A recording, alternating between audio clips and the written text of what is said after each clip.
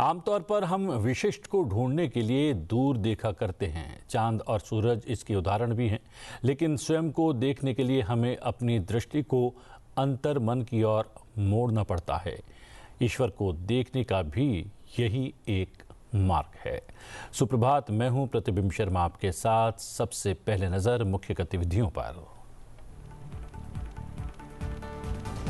भारतीय महिला टीम ने आईसीसी महिला वनडे वर्ल्ड कप जीतकर रचा इतिहास। फाइनल में दक्षिण अफ्रीका को 53 रनों से हराया। ऐतिहासिक जीत पर राष्ट्रपति द्रौपदी मुर्मू, उपराष्ट्रपति सीपी राधाकृष्णन, प्रधानमंत्री नरेंद्र मोदी और लोकसभा अध्यक्ष ओम बिरला ने दी भारतीय टीम को बधाई। बाहुबली रॉकेट CMS-03 को कक्षा में स्थापित कर इसरो ने स्थापित किया नया कीर्तिमान। प्रधानमंत्री मोदी और उपराष्ट्रपति राधाकृष्णन ने दी इसरो को बधाई। उपग्रह की अंतरिक्ष आधारित संचार प्रणाली नौसेना की समुद्री क्षेत्र क्षमताओं को और अधिक दक्षता करेगी प्रदान। प्रधानमंत्री नरेंद्र मोदी आज नई दिल्ली में उभरते विज्ञान और प्रौद्योगिकी नवाचार सम्मेलन ESTIC 2025 का करेंगे उद्घाटन। देश में अनुसंधान और विकास R&D पारिस्थितिकी तंत्र को बढ़ावा देने के लिए 1 लाख करोड़ रुपए के अनुसंधान, विकास और नवाचार योजना कोष का भी करेंगे शुभारंभ। उपराष्ट्रपति सीपी राधाकृष्णन आज से केरल की 2 दिवसीय यात्रा पर। फातिमा माता राष्ट्रीय महाविद्यालय के हीरक जयंती समारोह में मुख्य अतिथि के रूप में होंगे शामिल। कोल्लम में FICEA के सदस्यों के साथ भी करेंगे बातचीत। तिरुवनंतपुरम स्थित Shri Chitra Tirunal institute for medical sciences and technology का करेंगे दौरा। लोकसभा अध्यक्ष ओम बिरला का कोलकाता प्रवास। आज से दोपहर 12 बजे कोलकाता में भारत चैम्बर ऑफ कॉमर्स के एक कार्यक्रम में होंगे शामिल। कार्यक्रम में उपस्थित लोगों को संबोधित करेंगे और उनका करेंगे मार्गदर्शन।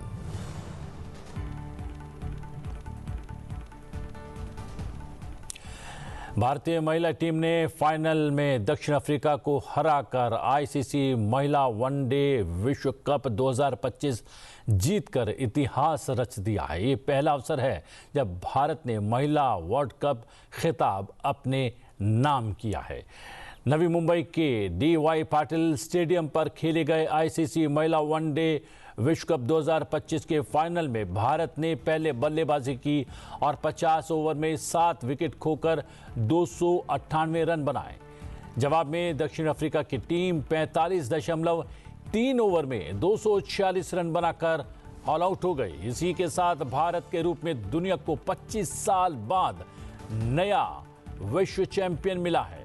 भारत ने इससे पहले 2005 और 2017 महिला वनडे वर्ल्ड कप के फाइनल में प्रवेश किया था, लेकिन ट्रॉफी जीतने से उस समय चूक गए थे।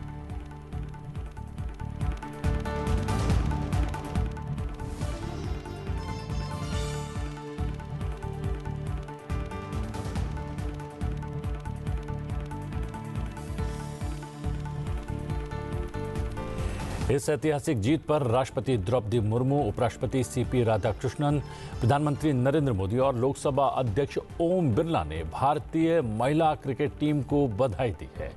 राष्ट्रपति द्रौपदी मुर्मू ने सोशल मीडिया के जरिए महिला क्रिकेट टीम को बधाई देते हुए अपने संदेश में कहा, भारतीय महिला क्रिकेट टीम की सभी सदस्यों को आईसीसी महिला क्रिकेट विश्व कप 2025 जीतने पर मेरी हार्दिक बधाई। उन्होंने पहली बार जीत हासिल करके इतिहास रच दिया है। वो अच्छा खेल रही हैं और आज उन्हें अपनी प्रतिभा और प्रदर्शन के अनुरूप परिणाम भी मिला है। ये निर्णायक क्षण महिला क्रिकेट को और भी ऊंचाइयों पर ले जाएगा। जिस तरह से लड़कियों ने भारत को गौरवान्वित किया है, मैं उनकी प्रशंसा करती हूं। उपराष्ट्रपति सीपी राधाकृष्णन ने लिखा, आईसीसी महिला विश्व कप 2025 जीतने पर टीम इंडिया को हार्दिक बधाई। ये एक ऐतिहासिक उपलब्धि और देश के लिए गौरव का क्षण है, क्योंकि हरमनप्रीत कौर के प्रेरणादायक नेतृत्व में हमारी क्रिकेटर्स ने अपना पहला विश्व कप खिताब जीता है। शेफाली वर्मा और दीप्ति शर्मा के बल्ले और गेंद दोनों से शानदार प्रदर्शन ने भारत को ये यादगार जीत दिलाई है। हमारी महिला टीम की दृढ़ता, कौशल और अदम्य साहस ने लाखों लोगों को प्रेरित किया है और देश को अपार गौरव दिलाया है। प्रधानमंत्री नरेंद्र मोदी ने टीम को बधाई देते हुए कहा कि आईसीसी महिला क्रिकेट विश्व कप 2025 के फाइनल में भारतीय टीम की शानदार जीत। फाइनल में उनका प्रदर्शन अद्भुत कौशल और आत्मविश्वास से भरा रहा। टीम ने पूरे टूर्नामेंट में असाधारण टीम वर्क और दृढ़ता दिखाई। हमारी खिलाड़ियों को बधाई। ये ऐतिहासिक जीत भविष्य की चैंपियन खिलाड़ियों को खेलों में भाग लेने के लिए प्रेरित करेंगी। लोकसभा अध्यक्ष ओम बिरला ने कहा कि आईसीसी महिला विश्व कप 2025 जीतने पर टीम इंडिया को बधाई। साहस, कौशल और विश्वास का अद्भुत प्रदर्शन। आपने सिर्फ एक ट्रॉफी ही नहीं जीती, बल्कि पूरे देश का दिल जीत लिया। हर भारतीय को आप पर गर्व है। सारे जहां से अच्छा हिंदुस्तान हमारा। भारतीय क्रिकेट और खेल जगत की महिलाओं के लिए एक सुनहरा पल। जी हां, समाचारों की समीक्षा के लिए अवधेश कुमार वरिष्ठ पत्रकार हमारे साथ वर्चुअली जुड़े हैं। अवधेश जी, सुप्रभात। और सुप्रभात इस समाचार के साथ कि भारतीय महिलाओं ने विश्व कप जीत लिया है। 2 बार अवसर मिला भारतीय महिलाओं को एक दिवसीय विश्व कप के फाइनल में पहुंचने का, लेकिन वो केवल रनर अप ही रह पाए। अब रनर अप के बाद ये एक ऐतिहासिक अवसर मिला है हम लोगों को, हर भारतीय को, कि भारतीय महिला विश्व चैंपियन बन गई हैं। कितना बड़ा बदलाव भारतीय महिला क्रिकेट में देखने को मिल रहा है। जी हां, एक बार फिर से हम आपको बता देते हैं कि 13 रन से दक्षिण अफ्रीका को हराकर भारतीय महिला क्रिकेट टीम विश्व चैंपियन बन गई है। 2 बार 2005 में और 2017 में भारतीय महिला क्रिकेट टीम विश्व कप के फाइनल में अवश्य पहुंची थी, लेकिन जीत नहीं पाई थी। लेकिन इस बार मौका नहीं चूकी है भारतीय महिला, और भारतीय महिला क्रिकेट टीम ने विश्व चैंपियन का खिताब अपने नाम कर लिया है। अवधेश कुमार वरिष्ठ पत्रकार हमारे साथ जुड़े हुए हैं। अवधेश जी, एक जो है किंवदंती बन गया था, एक जुमला बन गया था कि हमारी छोरियां छोरों से कम थोड़ी ही है, लेकिन इस जीत के बाद तो ऐसा लग रहा है कि हमारी छोरियां छोरों से बहुत आगे हैं। जरूर कभी बना रहा होगा, लेकिन हमारी बच्चियों ने, चाहे वो एशियाड हो, यहाँ तक कि ओलंपिक में भी भारत को पदक दिलाने वाली बच्चियां रही हैं, कॉमनवेल्थ में रही हैं, हॉकी में हमको मिला है। क्रिकेट तो खैर हमारे देश बच्चियों ने, खासकर दक्षिण अफ्रीका जैसे महत्वपूर्ण देश के साथ जीतना, ये बहुत बड़ी बात होती है। तो ये अब प्रधानमंत्री नरेंद्र मोदी के शासन में 2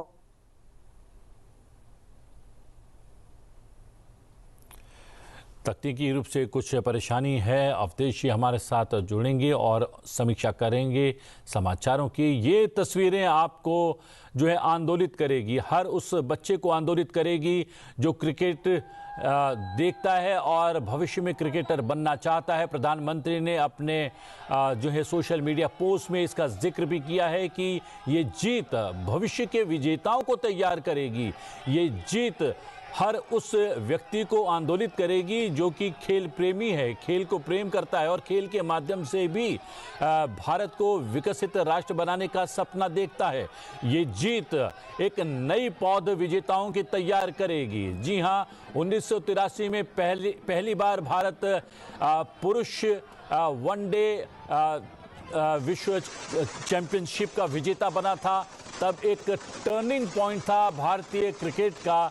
अब भारतीय महिला क्रिकेट का टर्निंग पॉइंट माना जा रहा है इस विश्व विजय को 2 बार, जैसा कि हम पहले ही बता चुके हैं, भारतीय महिलाएं विश्व कप के फाइनल में पहुंची थी लेकिन विजेता नहीं बन पाई थी। लेकिन इस बार वो मौका नहीं चूकी है और दक्षिण अफ्रीका को 53 रनों से हराकर विश्व चैंपियन बन गई है। अवधेश जी हमारे साथ लगातार बने हुए हैं। अवधेश जी, 1983 कह सकते हैं कि भारत के क्रिकेट के लिए एक टर्निंग पॉइंट था। अब क्या भारत के महिला क्रिकेट के लिए एक नया सुनहरा अवसर बनकर आया है? देखिए, ये भारत में जो खेलो इंडिया है और खेल को प्रोत्साहन देने की नीति रही है कि अब खिलाड़ियों को कुछ भी अपने खेल उद्यमिता को बढ़ाने में उनको कोई बाधा नहीं आए, उनको पूरा प्रोत्साहन मिले, सहयोग मिले। और उसमें भी जो वर्तमान सरकार ने जिस ढंग से बच्चियों को, महिलाओं को के लिए अलग अलग कार्यक्रम चलाए हैं, उन सब का प्रभाव है। और देश का एक वायुमंडल इस समय है, हर क्षेत्र में वायुमंडल है और खेल के वायुमंडल को पहली बार राजनीतिक नेतृत्व ने परिवर्तित किया है कि खेलने वाले की जो भी समस्याएं हैं उनका समाधान करना। अब हमारी महिला क्रिकेट टीम का विश्व कप जीतना, अब देखिए देश में कैसे उत्सव का माहौल हो, तिरंगे लहरा रहे हैं। एक समय था जब पुरुष की जो क्रिकेट टीम थी उसके प्रति तो आकर्षण होता था, लेकिन महिला टीम के प्रति आकर्षण नहीं होता था। कुछ खेल के वो जीत के भी आती थी, तो इस प्रकार से माहौल नहीं होता था। जी, आप सही कह रहे हैं कि महिला विश्व कप कब होता था, कब खत्म हो जाता था, पता नहीं चलता था। लेकिन कल जब फाइनल मैच खेला जा रहा था तब पूरा स्टेडियम पैक था। पूरा स्टेडियम पैक था और ये कप्तान हरमनप्रीत कौर की जिस ढंग से पूरे देश में उसकी तस्वीरें लहरा रही है, शेफाली वर्मा, दीप्ति शर्मा के ऑलराउंड प्रदर्शन को देश याद कर रहा है। पहले तक खिलाड़ियों के नाम भी हम लोग नहीं जानते थे, डायना एलजी और ऐसे 2-3 नाम थे जो हम लोग चूंकि सुनते थे, पत्रकार थे इसलिए जानते थे। और भारत ने 50 ओवर में 7 विकेट पर 298 रन बनाए और दक्षिण अफ्रीका को 45.3 ओवर में 246 रन पर सिमटा दिया है। ये असाधारण विजय भी है और 25 साल के बाद एक कह सकते हैं 25 साल के बाद दुनिया को भारत के रूप में एक नया चैंपियन मिला है। तो यह बहुत बड़ी घटना है हमारे लिए। 2005 में, 2017 में भी स्थिति थी कि महिला कप में विश्व विजेता बन सकता था भारत, लेकिन नहीं हो सका है। लेकिन इस बार वो सपना पूरा हो गया है और आप ये पूरे देश के लिए एक उत्सव का माहौल है। चूंकि खेल जो है, हम मानते हैं कि भाई खेल जीवन नहीं है, लेकिन खेल से देश में एक उत्साह पैदा होता है और हमारे अंदर जो निगेटिविटी होती है देश के अंदर, संप्रदाय की, जाति की, क्षेत्र की, अलग अलग प्रकार के मनुष्य के रूप में सामाजिक सामूहिक कुंठाएं होती हैं आपके काम के अवसर की, तो खेल उसको बाहर करके हमको एक राष्ट्रीय भावना से जोड़ता है कुछ समय के लिए। इसलिए खेलों का उस रूप में भी योगदान है कि देश के वातावरण को नकारात्मकता से मिलकर सकारात्मकता, इसमें एक्रॉस रीजन, एक्रॉस लैंग्वेज, सबको उठ करके सभी पार्टियों से अलग होकर के पॉलिटिक्स सब एक साथ जो है इसका उत्सव मनाते हैं और वाहवाही करते हैं, तालियां पीटते हैं। तो खेल हमको ये चीज देती है। जी, अभी आपने कहा कि भारतीय टीम में जो भारतीय खेलों में जो बदलाव आ रहा है उसके पीछे जो है सरकार का, विशेष रूप से पिछले 10-12 वर्षों में जो सरकार ने प्रयास किए हैं और विशेष रूप से प्रधानमंत्री ने निजी तौर पर जो है खेलों को और खिलाड़ियों को जो सम्मान दिया है उसका असर देखने को मिल रहा है। हम देख रहे हैं कि पुरुषों में और महिलाओं के वेतनमान में वैश्विक रूप से काफी अंतर रहा है। इस अंतर को भी खेलों की दुनिया में बांटने का प्रयास सबसे पहले बीसीसीआई ने किया। बीसीसीआई ने भारतीय पुरुष टीम को जो वेतनमान मिलता है उनके खिलाड़ियों को, उसी के समान भारत की महिला क्रिकेट टीम की सदस्यों को भी वही वेतनमान देना शुरू किया है। यह भी बदलाव का परिचायक है, उससे भी उत्साह का संचार हुआ और बेटियों ने विश्व विजेता बनकर दिखा भी दिया। देखिए, ऐसा है कि जब बीसीसीआई भी तभी बदली है ना जब देश का वातावरण बदलता है, जब पॉलिटिकल लीडरशिप की सोच में चेंज आती है, वो बात करते हैं, उस प्रकार के लोग बीसीसीआई में जाते हैं जो इस बात को समझते हैं कि भाई पुरुष का महिला में अंतर क्यों होना चाहिए, तो फिर यही स्थितियां बनती है और फिर आकर्षित होते हैं। आप पहले प्रतिबिंब जी, आप पुराने पत्रकार हैं, पहले खेल मंत्रालय का उतना महत्व कहां था। जी। अब खेल मंत्रालय एक ऐसा मंत्रालय है कि जिसे मिलता है वो समझता है कि हमको एक महत्वपूर्ण मंत्रालय मिला है। पहले होता था अरे युवा खेल मामले संस्कृति मंत्रालय ये कोई मंत्रालय है, लेकिन अब उन मंत्रालयों का, युवा मंत्रालय का, खेल मंत्रालय का, संस्कृति मंत्रालय का, इन सब का कितना महत्व बढ़ गया है पिछले 10 से 11 सालों में। ये देखिए जो खेल की संस्थाएं हैं वो कितने महत्वपूर्ण हो गए हैं, किस ढंग से हमारे देश में निर्माण हो रहे हैं, स्टेडियम के, मैदानों के, वो सारे निर्माण हो रहे हैं। हमारे देश में उत्पादन बढ़ाए गए हैं कि विदेश से चीजें ला करके हमारे देश में कैसे उत्पादन बढ़े। अलग अलग जिला के स्तर पर खेलो इंडिया, उसके साथ प्रोत्साहन हुआ है, मंत्री लगे हैं, लोग लगे हैं, कमेटियां बनी है इसके लिए कि भाई हम कैसे नहीं, मूल है कि ओलंपिक में कैसे नहीं जीतते हैं। तो वो सब ओवरऑल एक वातावरण जब बनता है तो ये परिणाम आता है। बीसीसीआई की भी मानसिकता बदली तो इसी समय क्यों बदली है, पहले क्यों नहीं बदली थी, ये सारे जी। प्रश्न है। तो वही मैं लास्ट में कहता हूं कि अगर चूंकि संसदीय लोकतंत्र में इस समय सरकार की भूमिका महत्वपूर्ण हो जाती है, सरकार के पास विजन हो, सरकार के पास प्रतिबद्धता हो, कमिटमेंट हो, और उस विजन और कमिटमेंट के साथ संकल्प लेकर के अगर ये करते हैं कि हम कोशिश करेंगे ही, उसके लिए जो करना पड़े, जो हमारे पास संसाधन है करेंगे, जो लोग हैं उनको विश्वास में लेंगे, जहां चुनौतियां समस्याएं हैं उनको दूर करने की कोशिश करेंगे। कोई खिलाड़ी अगर कभी पराजित भी हो गया तो उसको प्रोत्साहित करेंगे। प्रधानमंत्री विदेश से लौटने में केवल जीतने वालों से नहीं मिलते हैं, वो सबसे मिलते हैं। जो जो जीत के नहीं आते हैं, जिनको जो उनसे भी मिलते हैं, जो जीत के आते हैं उनसे भी मिलते हैं, बातचीत करते हैं उनसे। ये सब पहले देश में देखा नहीं गया था।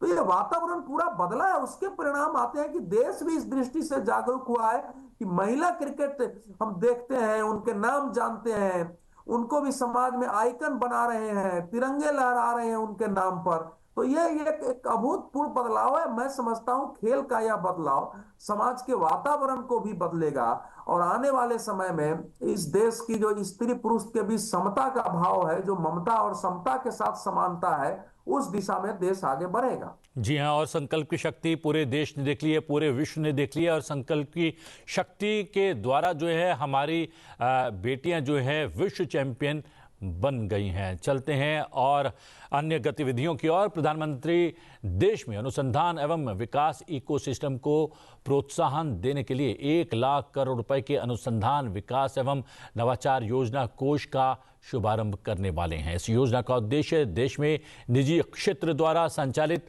अनुसंधान एवं विकास इकोसिस्टम को बढ़ावा देना है। प्रधानमंत्री नरेंद्र मोदी आज सुबह लगभग 9:30 बजे नई दिल्ली के भारत मंडपम में उभरते विज्ञान एवं प्रौद्योगिकी नवाचार सम्मेलन 2025 का उद्घाटन करेंगे। इस अवसर पर प्रधानमंत्री उपस्थित जनसमूह को संबोधित भी करेंगे। उभरते विज्ञान एवं प्रौद्योगिकी नवाचार सम्मेलन 2025 का आयोजन 3 से 5 नवंबर 2025 तक किया जा रहा है। इस सम्मेलन में शिक्षा जगत, अनुसंधान संस्थानों, उद्योग जगत और सरकार के 3000 से अधिक प्रतिभागियों के साथ साथ नोबेल पुरस्कार विजेता, प्रख्यात वैज्ञानिक, नव प्रवर्तक और नीति निर्माता भी शामिल हो रहे हैं। विचार विमर्श 11 प्रमुख विषयगत क्षेत्र पर केंद्रित रहेंगे। हम आपको बता दें वो विषय हैं उन्नत सामग्री और विनिर्माण, कृत्रिम बुद्धिमत्ता, जैव विनिर्माण, समुद्री अर्थव्यवस्था, डिजिटल संचार, इलेक्ट्रॉनिक्स और सेमीकंडक्टर विनिर्माण, उभरती कृषि प्रौद्योगिकियां, ऊर्जा, पर्यावरण और जलवायु, स्वास्थ्य और चिकित्सा प्रौद्योगिकियां, क्वांटम विज्ञान और प्रौद्योगिकी तथा अंतरिक्ष प्रौद्योगिकियां इसमें सम्मिलित हैं। सम्मेलन में प्रमुख वैज्ञानिकों के व्याख्यान, पैनल चर्चाएं, प्रस्तुतियां और प्रौद्योगिकी प्रदर्शन शामिल होंगे, जो भारत के विज्ञान और प्रौद्योगिकी इकोसिस्टम को मजबूत बनाने के शोधकर्ताओं, उद्योग जगत और युवा नव प्रवर्तकों के बीच सहयोग के लिए एक मंच प्रदान करेंगे। This is a mission and vision rolled out by Honorable Prime Minister of India, and please imagine 13 scientific technology departments together is going to showcase our potential, our talents, our accomplishments and our vision, and what way the country is really contributing and growing in the science and technology area. That is going to be exhibited, and the main program is planned, rather the program is planned on 3rd, 4th and 5th of November in Bharat Mandapam, Delhi. And this is a place we are also going to showcase, as it was told, the space technology theme is one of the major highlights out of 10 major themes. What we are proposing to do is we are going to showcase the accelerated realization of launch vehicle and its upgrades and production partnership. Because when you talk about ISRO activities, let it be launch vehicle or satellite, without industrial partners and academia, I think we cannot do great job. And today, something around 500 plus industries are participating in our program, other than 300 startups.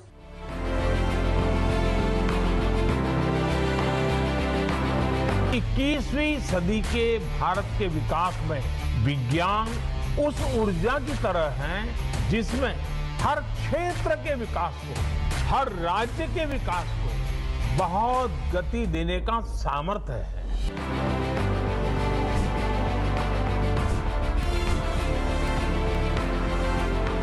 India is entering a new era of science, technology, and innovation. For the first time ever, 13 science and technology ministries come together, uniting scientists, startups, and global visionaries to shape the future. The Emerging Science, Technology, and Innovation Conclave, ESTEC 2025, a flagship science and technology conclave, will be inaugurated by Honorable Prime Minister Shri Narendra Modi. ESTEC 2025 brings together 3,000 plus participants, plenary talks by Nobel laureates and global thought leaders, 11 thematic sessions, deep tech showcases, and over 100 research posters, showcasing India's innovation momentum. A platform to drive science-led progress and governance, where every idea becomes a step toward Viksit Bharat 2047. From quantum and AI to biotech, clean energy, and advanced materials, India is transforming frontier science into national strength. ESTEC 2025, igniting India's scientific future.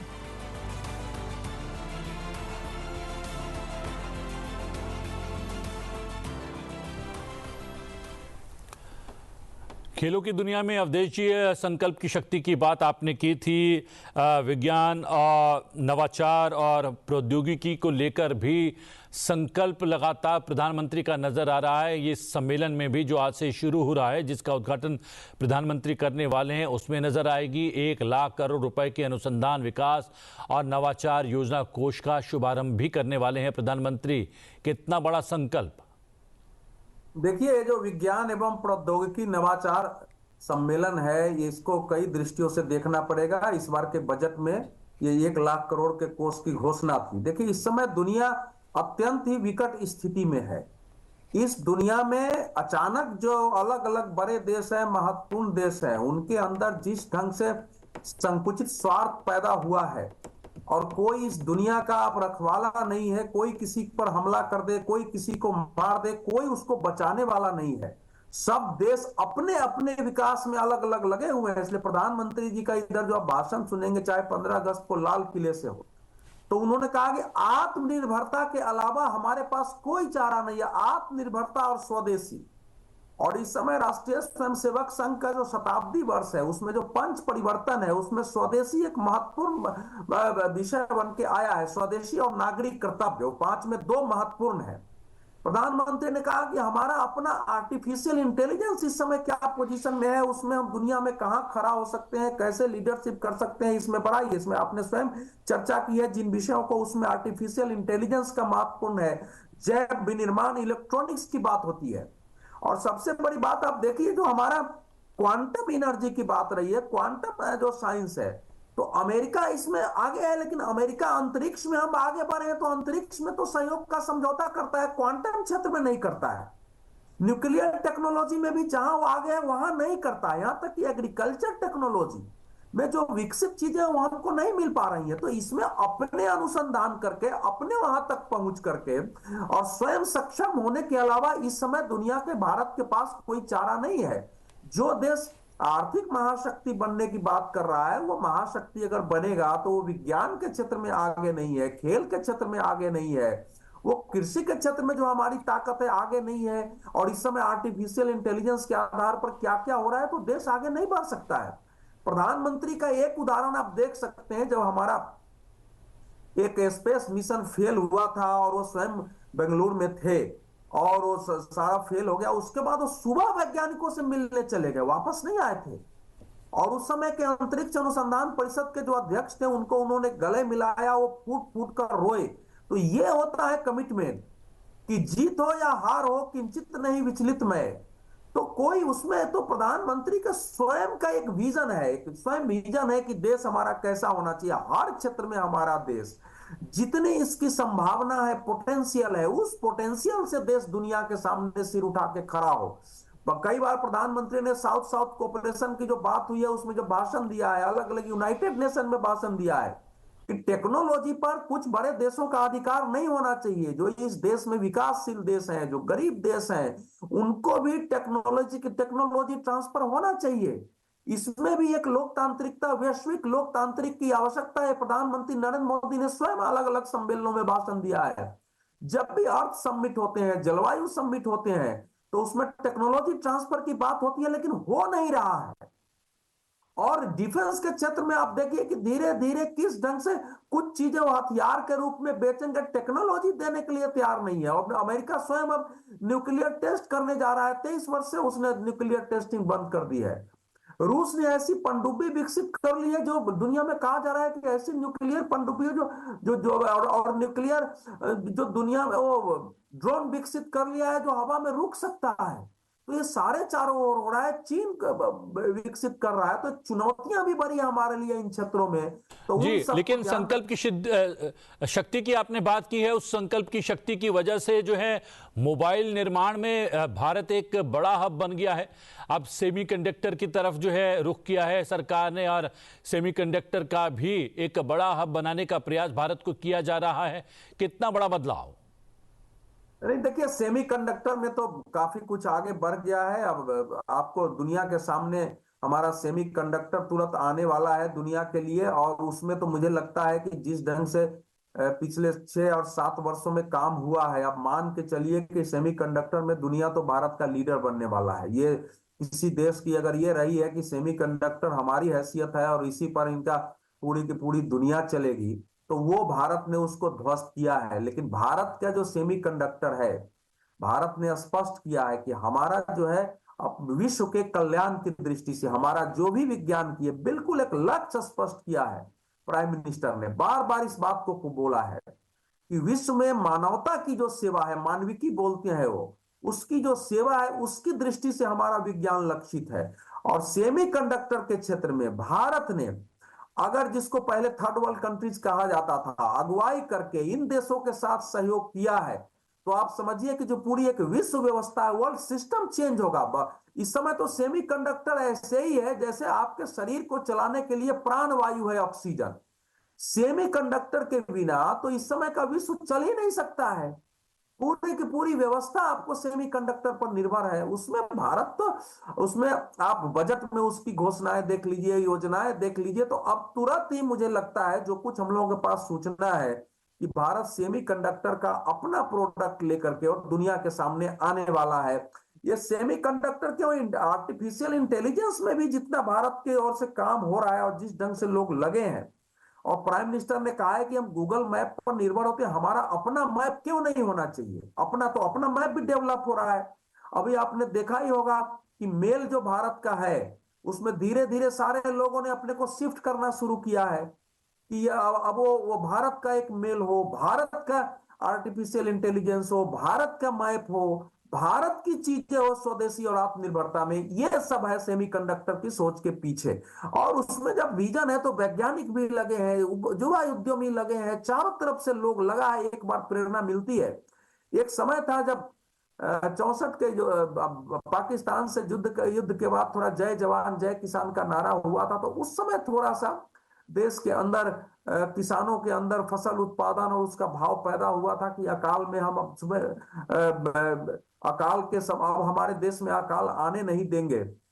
और उस समय लाल बहादुर शास्त्री जी के आह्वान पर महिलाओं ने अपने गहने तक उतार के दे दिए थे दान में कि देश को आगे बढ़ाओ। उसके बाद वो वातावरण देश में कभी नहीं बना था, वो भी बहुत सीमित समय के लिए वातावरण था, क्योंकि फिर कांग्रेस की पॉलिटिक्स हो गई इंदिरा जी के और उनके बीच एक प्रतिस्पर्धा चली, बाद में उनकी दुखद मृत्यु हो गई। वो आज भी रहस्य बना हुआ है कि कैसे उनकी ताशकंद में मृत्यु। उसके बाद थोड़ा बहुत नरसिंह राव के सरकार में थोड़ी बहुत हुई, फिर अटल जी के सरकार में जब जय विज्ञान उसमें जुड़ा है, और फिर नरेंद्र मोदी की सरकार में, प्रधानमंत्री नरेंद्र मोदी की सरकार में तो एकदम भारत की लगता है कि संपूर्ण संभावनाओं का वैज्ञानिकता से लेके वो विस्फोट जैसे हुआ हो चारों तरफ।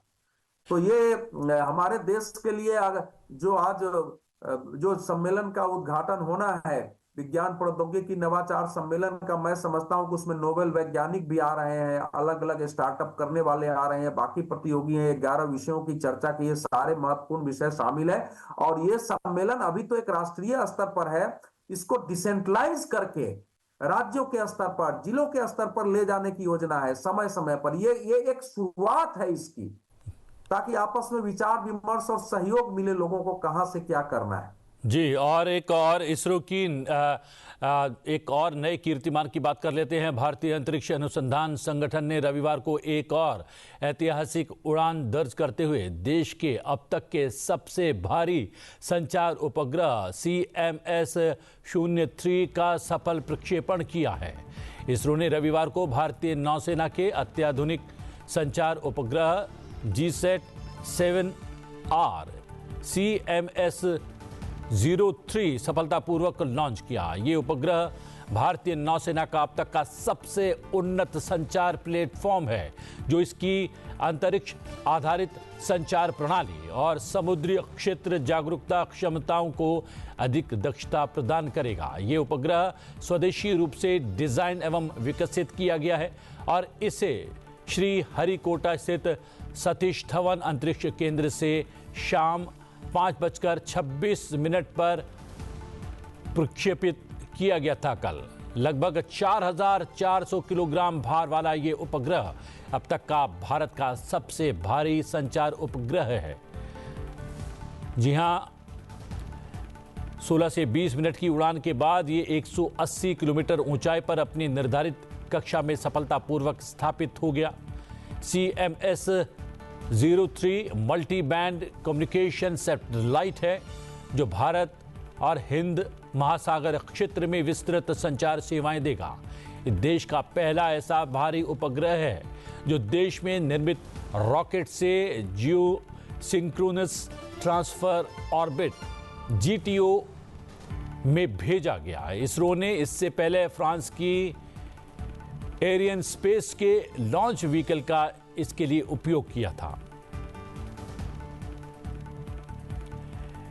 इसरो की इस सफलता पर उपराष्ट्रपति CP राधाकृष्णन और प्रधानमंत्री नरेंद्र मोदी ने अंतरिक्ष संगठन और साइंटिस्टों की टीम को बधाई दी है। प्रधानमंत्री नरेंद्र मोदी ने सोशल मीडिया प्लेटफॉर्म X पर एक पोस्ट में लिखा, हमारा स्पेस सेक्टर हमें लगातार गर्व महसूस करा रहा है।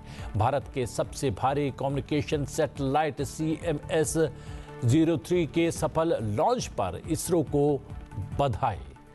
प्रधानमंत्री ने आगे लिखा कि हमारे अंतरिक्ष वैज्ञानिकों की बदौलत ये सराहनीय है कि हमारा अंतरिक्ष क्षेत्र उत्कृष्टता और नवाचार का पर्याय बन गया है। उनकी सफलताओं ने राष्ट्रीय प्रगति को आगे बढ़ाया है और अनगिनत लोगों को सशक्त बनाया है। उपराष्ट्रपति CP राधाकृष्णन ने कहा कि इसरो और भारतीय नौसेना को हार्दिक बधाई। भारत का शक्तिशाली LVM-3M5 रॉकेट एक बार फिर आसमान में गरज उठा, जब भारतीय नौसेना के सबसे भारी और सबसे उन्नत संचार उपग्रह GSAT-7R CMS-03 को भू समकालिक स्थानांतरण कक्षा GTO में स्थापित कर दिया गया। राष्ट्रपति ने आगे कहा कि स्वदेशी रूप से विकसित ये उपग्रह हिंद महासागर क्षेत्र में अंतरिक्ष आधारित संचार, संपर्क और समुद्री क्षेत्र जागरूकता को मजबूत करेगा, जो आत्मनिर्भर भारत में एक और गौरवपूर्ण उपलब्धि होगी। इसरो अंतरिक्ष अन्वेषण में उल्लेखनीय उपलब्धियां हासिल करता जा रहा है। इसरो के अध्यक्ष वी नारायण ने कहा है कि अंतरिक्ष एजेंसी अगले 5 महीनों में 7 प्रक्षेपण मिशन करने की योजना बना रही है। It is demonstrated by a teamwork. I think you're seeing all the leaders of ISRO with me, and it is a communication satellite of India, CMO-03, a heaviest communication satellite, 4,410 kg satellite, is lifted successfully by the Bahubali rocket LVM-3 and placed precisely in the intended orbit within the specification in the GTO. That is the thing we have done. This satellite will enhance the communication capability of Bharat in the coming years. There are a lot of important activities are going on. One is Gaganyaan activity, and we are working towards the first uncrewed mission. And another one is the rocket fabricated by industry consortium based on the direction by our Honorable Prime Minister. First rocket is ready. We are going to have that mission, and we are going to have a commercial launch of a communication satellite for other country using our LVM-3 vehicle.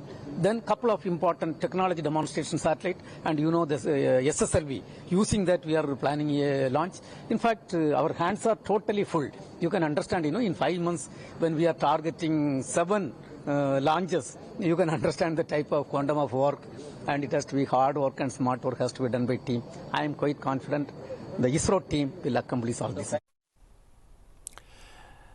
Awadhesh जी, देश का सबसे जो है भारी उपग्रह launch कर दिया गया है, एक नया कीर्तिमान स्थापित कर दिया गया है और माना यह जा रहा है कि हिंद महासागर क्षेत्र में भारतीय नौसेना को और अधिक शक्ति मिलेगी इस उपग्रह से। देखिए, CMS-03 को इसलिए बाहुबली का नाम दिया गया है। इसका जो नाम है वो है बाहुबली, और वैज्ञानिकों ने ही ये नाम दिया है, और भारत के आत्मनिर्भरता का ये सबसे बड़ा प्रमाण है। अब इसकी जो टेक्नोलॉजिकल भाषा है उसमें मत जाइए, तो ये 2 काम है। एक तो नौसेना की कनेक्टिविटी को ये बढ़ाएगा, लेकिन इसके साथ साथ जो है ना, जो हाई पावर का बैंडविड्थ होता है, जो सबसे उच्च क्षमता का बैंडविड्थ होता है, वो जो है उसमें जो डिजिटल हमारी क्रांति है देश में, वो उसकी पहुंच में काफी सुधार होगा। चाहे वो नेट, जो सब डिजिटल क्षेत्र में पूरे जीते थे, ये इसका एक महत्वपूर्ण है। और आपने बताया कि ये 4000 किलोमीटर का है, लेकिन ये 8000 किलो का वजन लेके जो है ना वो चलने वाला है, कि जो धरती का जो लो अर्थ ऑर्बिट होता है, उसमें वो अंतरिक्ष में ले जाने की उतनी बड़ी क्षमता है जो भारत के पास नहीं थी। 43.5 मीटर लंबा है, जो मैं इसके बारे में जितना पढ़ा हूं, क्योंकि हम लोग अंतरिक्ष के और इसके विशेषज्ञ नहीं है, लेकिन बेसिक चीज की जितनी जानकारी है लोगों के लिए, कि अब लोगों को जानना चाहिए कि इसके साथ नौसेना का मतलब हमारे यहाँ केवल वो युद्ध के लिए नहीं होता है। नौसेना हमको बहुत कुछ प्रदान करती है समुद्र में।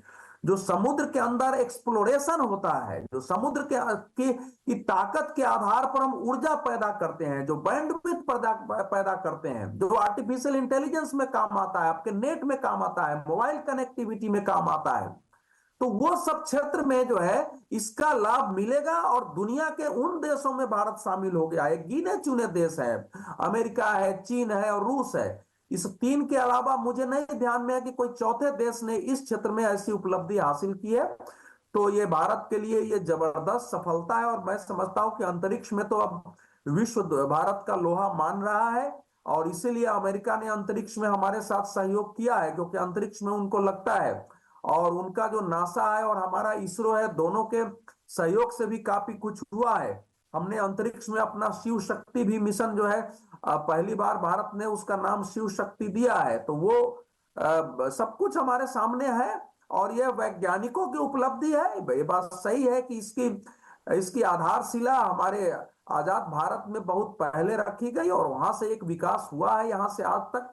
लेकिन वर्तमान सरकार का और वर्तमान समय का योगदान है कि पहले की जो योजनाएं थी उसको किस रूप में बूस्ट किया जाए और देश के वैज्ञानिकों का अंतरिक्ष का एक अंतरिक्ष मिशन हो और एक बड़ा लक्ष्य निर्धारित हो और उस लक्ष्य को पूरा करने के लिए समयबद्ध योजनाएं हो और उसमें मंत्रालय भी लगे, वैज्ञानिक भी लगे। वो जो एक होता है नवरत्न जिसको भारत की परंपरा में कहा जाता है, वो लगाना, वो इस सरकार ने लगाया है और उस सब के परिणाम हमारे सामने है कि हमने इतनी बड़ी उपलब्धि हासिल की है। अवधेश जी, बहुत सारे कीर्तिमान, बहुत सारी ऐतिहासिक उपलब्धियां, उससे जुड़ी हुई खबरें थी, समाचार थे, गतिविधियां थी। आपने जो है बहुत बारीकी से उनकी समीक्षा की, हमसे जुड़े, हमसे बातचीत की। बहुत बहुत धन्यवाद। जी हाँ, और बहुत ही महत्वपूर्ण गतिविधियां और अभी भी बाकी हैं। बहुत सारे महत्वपूर्ण समाचार हैं। राष्ट्रपति द्रौपदी मुर्मू ने कहा है कि उन्हें विश्वास है कि शिक्षित बेटियां भारत माता का गौरव बढ़ाएंगी। अब समय आ गया है कि बेटियों को भी आगे बढ़ाया जाए, जिससे 2047 में विकसित भारत का सपना पूरा हो सके। हरिद्वार में पतंजलि विश्वविद्यालय के दूसरे दीक्षांत समारोह में राष्ट्रपति द्रौपदी मुर्मू ने भाग लेते हुए और उपाधि प्राप्त करने वाले छात्रों को बधाई देते हुए ये बातें कही। राष्ट्रपति ने छात्राओं की बढ़ती भागीदारी की भी प्रशंसा की। समारोह को संबोधित करते हुए राष्ट्रपति ने कहा कि भारत के महान व्यक्तित्वों ने विश्व की संस्कृति और ज्ञान परंपरा को समृद्ध किया है। उन्होंने महर्षि पतंजलि का उल्लेख करते हुए कहा कि उन्होंने योग से मन की अशुद्धियों को दूर किया, व्याकरण से वाणी को सुधारा और आयुर्वेद से शरीर को स्वस्थ बनाया। भारत की महान विभूतियों ने मानव संस्कृति के निर्माण से अमूल्य योगदान दिया है। मुनियों से श्रेष्ठ महर्षि पतंजलि ने योग के द्वारा चित्र की, व्याकरण के द्वारा वाणी की तथा आयुर्वेद के द्वारा शरीर की अशुद्धियां दूर की हैं। उनको विनीत होकर करबद्ध प्रणाम करने की हमारी परंपरा है। उनके पवित्र नाम पर स्थापित इस विश्वविद्यालय के परिसर में मैं महर्षि पतंजलि को सादर प्रणाम करती हूँ। इस विश्वविद्यालय द्वारा महर्षि पतंजलि की महती परंपरा को आज के समाज के लिए सुलभ कराया जा रहा है। योग एवं आयुर्वेद के प्रचार प्रसार में इस योगदान की मैं सराहना करती हूँ। मुझे बताया गया है कि इस विश्वविद्यालय द्वारा योग पद्धति, आयुर्वेद एवं प्राकृतिक चिकित्सा के क्षेत्र में शिक्षा एवं अनुसंधान को आगे बढ़ाया जा रहा है। ये प्रयास स्वस्थ भारत के निर्माण में सहायक है। इसके लिए मैं आप सबकी सराहना करती हूँ। राष्ट्रपति ने छात्रों को पर्यावरण संरक्षण और प्रकृति के अनुसार जीवन जीने का महत्व समझाया और कहा कि भविष्य में ये न केवल उनके लिए बल्कि पूरे मानव समाज के लिए आवश्यक है। उन्होंने उम्मीद जताई कि विश्वविद्यालय के छात्र जलवायु परिवर्तन जैसी वैश्विक चुनौतियों का सामना करने के लिए हमेशा तैयार रहेंगे। वसुधैव कुटुंबकम का हमारा सांस्कृतिक आदर्श पृथ्वी एवं मानवता के समग्र कल्याण में अनुप्राणित है। आप सब ने इस मनोरम स्थान पर इस विश्वविद्यालय के आदर्शों के अनुरूप शिक्षा प्राप्त कर रहे हैं। आप सबके ये अनुभव क्या होगा, आप सब ने पर्यावरण का संरक्षण करना तथा जीवन शैली को प्रकृति के अनुरूप ढालना मानव संप्रदाय के भविष्य के लिए अनिवार्य है। मुझे विश्वास है कि आप सब जलवायु परिवर्तन सहित अन्य वैश्विक चुनौतियों का सामना करने में सदैव तत्पर रहेंगे। राष्ट्रपति ने स्वस्थ समाज का जिक्र करते हुए ये भी कहा कि जब हम एक एक व्यक्ति को पोषित करते हैं तो उसका असर परिवार, समाज और राष्ट्र पर पड़ता है। पतंजलि विश्वविद्यालय इसी रास्ते पर चलकर राष्ट्र निर्माण में योगदान दे रहा है। व्यक्ति निर्माण से परिवार निर्माण होता है, परिवार निर्माण से समाज और राष्ट्र का निर्माण होता है। एक संस्कारवान व्यक्ति से साहस और शक्ति का संगम होता है। इस विश्वविद्यालय ने व्यक्ति निर्माण से राष्ट्र निर्माण का मार्ग अपनाया है।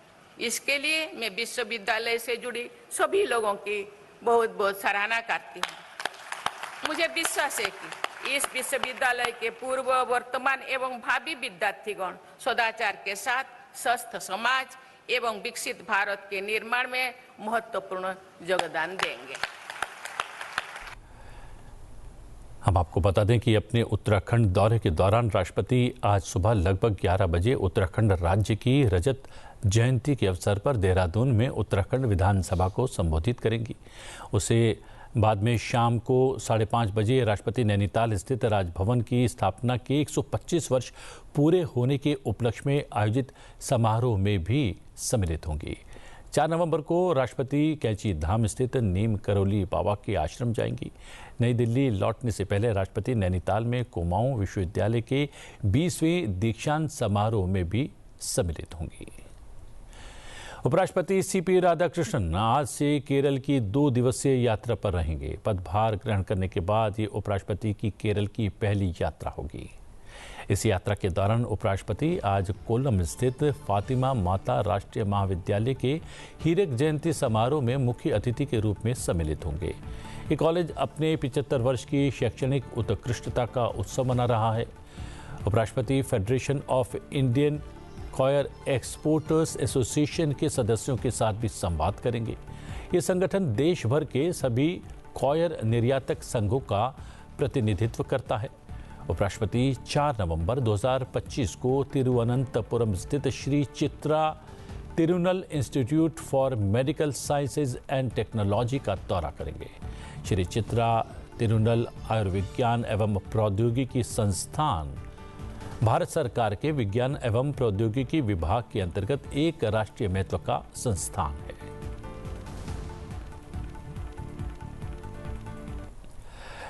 लोकसभा अध्यक्ष ओम बिरला आज एक दिन के कोलकाता दौरे पर रहने वाले हैं। इस दौरान लोकसभा अध्यक्ष ओम बिरला आज दोपहर 12 बजे कोलकाता में भारत चैम्बर ऑफ कॉमर्स के एक कार्यक्रम में सम्मिलित होंगे।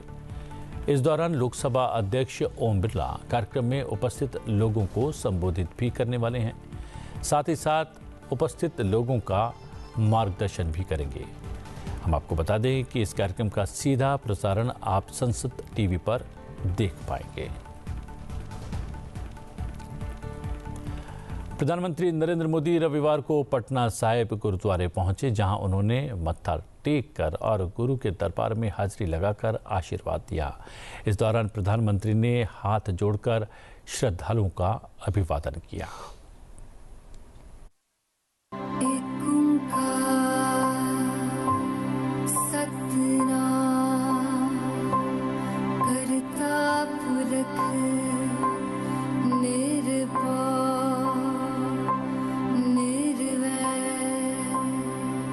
अकाल मूरत अजूनी सैभं गुरु प्रसाद जप आद सच जुगाद सच है भी सच नानक होसी भी सच।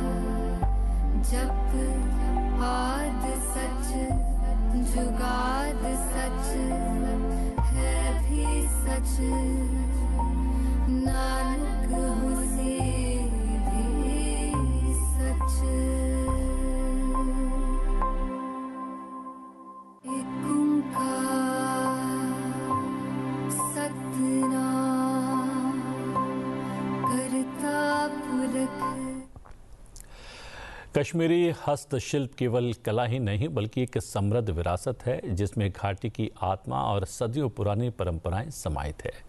ये शिल्प पीढ़ियों से चला आ रहा है और हर उत्कृष्ट कृति में कारीगरों की विरासत और मेहनत साफ झलकती है। चलते चलते आपको छोड़े जाते हैं इस कला से जुड़ी कुछ झलकियों के साथ। मुझे दीजिए आज्ञा, बने रहिए संसद टीवी के साथ। नमस्कार।